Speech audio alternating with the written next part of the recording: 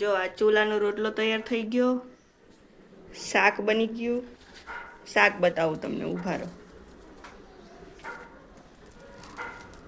આ શાક છે આમાં. અને હવે જો હવે પાપડ શેકવાના. કાંઈ વેસ્ટ જવા જ નહીં દેવાનું.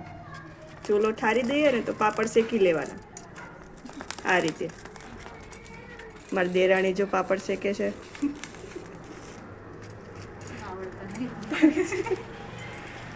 આવડતા નથી પણ આમ શીખી લેવાનું, ગોળ ગોળ ફેરવાનું એટલે થઈ જાય. હવે જો પાપડ શેકીને પછી મરચાં આવી રીતે શેકવાના. મસ્ત લાગે મરચાં. શેકાવાનો અવાજ આવ્યો, તડતડ અવાજ આવે છે મરચાં શેકાવાનો.